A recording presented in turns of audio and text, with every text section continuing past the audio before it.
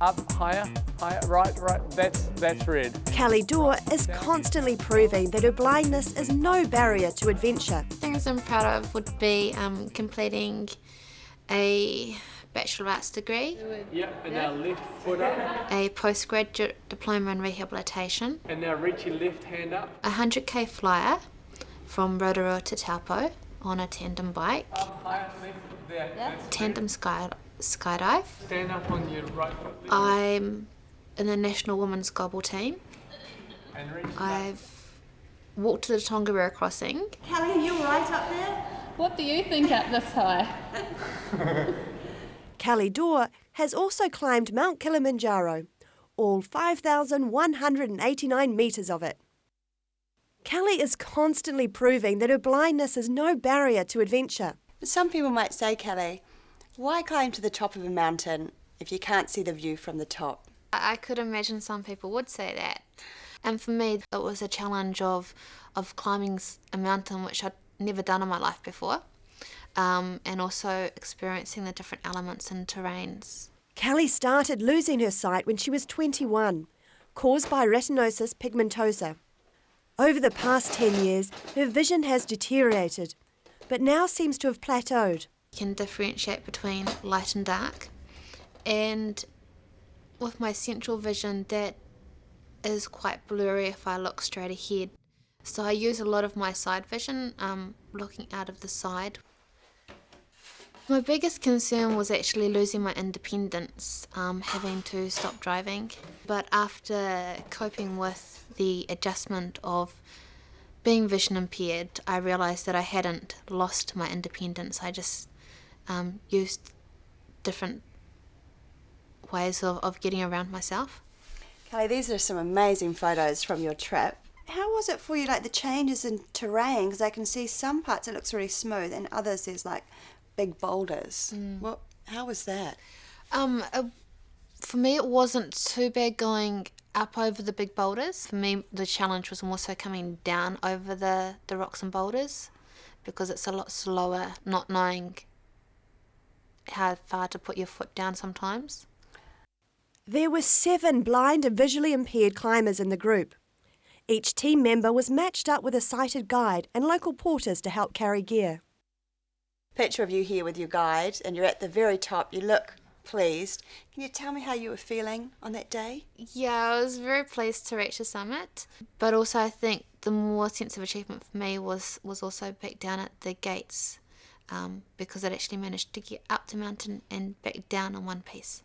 So we're going to come up to the light, so just move to the right a little bit here. I was keen to set Kellie a challenge myself, to see how she managed some of the local streets that I have difficulties with. And you'll probably find the yellow dot thing. I certainly do, Yeah. Yeah, they're very handy for blind people, so therefore you don't have to go smack into the middle of the road. So what other things do you find are unhelpful at crossings? Some people who walk straight in front of you. Yes. So how do you find the streets around here? Yeah, some of the streets are quite awkward. They've got like potholes or... Yeah, we've got a few. Yeah. I find them a little bit awkward as well. There's manholes and things to negotiate. Yeah.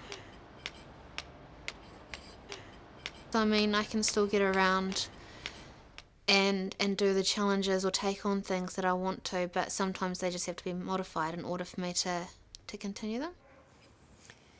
Kellie never knows when her sight might deteriorate further, but that doesn't stop her from taking on new challenges. We've helped her out a bit today with a climbing expedition. Stop there. This is at the rope now. Yeah. So just reach out in front and you've got down. Just okay, there. Yep. We organised for climber Stefan Hadfield to give her a lesson. Walk up to the climb and have a look at it. Yeah. Just there's a little bump there. Yeah, just So keep step walking. over it? Yeah, it's fine. Now Stefan is himself pretty extraordinary. He's survived a major skiing accident and brain injury. Like Kellie, he's keen on living life and pushing boundaries. This wall, I'm looking at it now, it is vertical. You know, there's no slope at all, it's just straight up. And it's really high. Really? Yeah, it's a good, like sort of 12 metres high. Right. And it's straight up. How far do you think you might get up that wall? Maybe 3/4. How is it going to compare to actually the trekking that you did at Mount Kilimanjaro? I think it's going to be different in a way that I'm climbing up a wall, but I mean, I've also got the feelings of the excitement. Yeah, lean back a bit further. Also the nervousness. That's red, yep. Now you can put your left hand up a little further. Don't think I can. Okay. Teaching someone to climb can be quite normal for me, but teaching someone whose vision is not very good became a new challenge of how do I tell her what to reach for, where to reach. So still keep my right hand where it is? Yep. Now Yeah. you can stand on that and reach up with your right hand. Yeah. So just But I stand can't up. push my weight if I haven't got that left foot there. Yeah, I could see a little bit of the redness of the holds from my peripheral vision. Mm-hmm. But yeah, the reaching, some of them were quite a long reach, so that was quite difficult. So just go 3, 2, 1, pull. Yep, close. Was learning by interacting with her what she was doing well and what she was finding really hard. And it turns out that I learned how to explain where to put her hand, where to put her feet, and she picked it up straight away. So that's how it was good, because she can pick up on what I'm saying and do it. Reach the bar at the top, and you're finished. Good on you. Well done. How do you feel? Awesome. And put Kellie your reckons feet on that's the wall, another so thing keep she can pressing cross up off on the her wall. must-do I'll list. just let you down nice and slow.